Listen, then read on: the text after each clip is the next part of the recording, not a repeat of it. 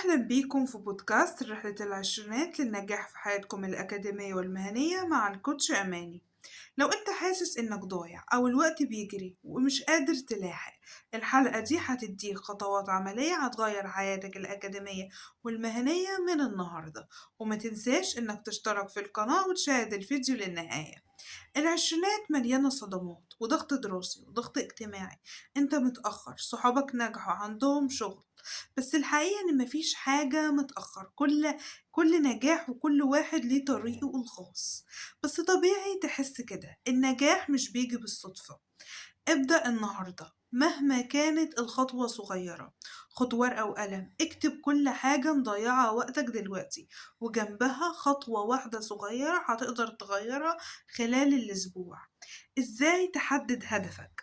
عايز تعرف سر النجاح؟ حدد هدفك واضح، محدد وقابل للقياس. مثال: عايز أجيب تقدير عالي في الجامعة، جدول دراسة يومي، مراجعة 20 دقيقة لكل مادة، اختبر نفسك أسبوعيا. اكتب هدفك الكبير الأكاديمية أو الشغل، قسمه ل3 أهداف فرعية قابل للتحقيق خلال شهر. العشرينات مليانة مشتتات، موبايل، سوشيال ميديا، ضغوطات عائلية. إدارة الوقت مش بس تخطيط، ده فن. قاعدة 80/20، ركز على 20 اللي هتديك 80% من النتائج. اعمل قائمة أهم 3 حاجات لازم أعملها النهاردة. اتعلم تقول لأ للكل حاجة مش هتفيدك. ابدأ أسبوعك مع جدول يومي فيه أهم 3 مهام وتلتزم بيه. كل حد في العشرينات هيقابل الفشل والرسوب وفقدان الشغل والرفض. الفشل مش نهاية العالم، هو خبرة مجانية. اتعلم تحلل سبب فشلك بدون لوم نفسك. عدل استراتيجياتك وجرب مرة تانية.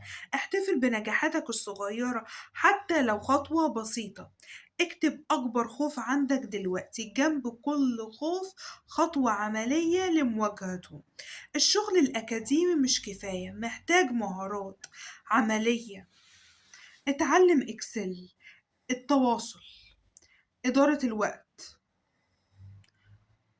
التفكير النقدي،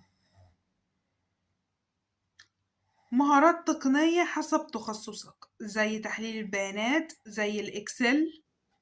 اختار مهارة واحدة هتبدأ تتعلمها الأسبوع ده، حتى لو 15 دقيقة يوميا، واستمر فيها.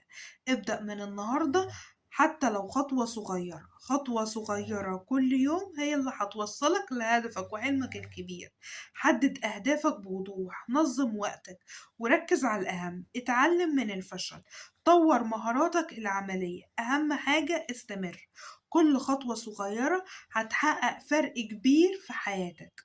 ولو الحلقة عجبتك شاركها مع صحابك، واشترك في القناة عشان يوصلك كل الحلقات من البودكاست اللي تفيدك وتحللك كل مشاكلك، وتمارين عملية يساعدوك تحقق أحلامك للنجاح في حياتكم الأكاديمية والمهنية.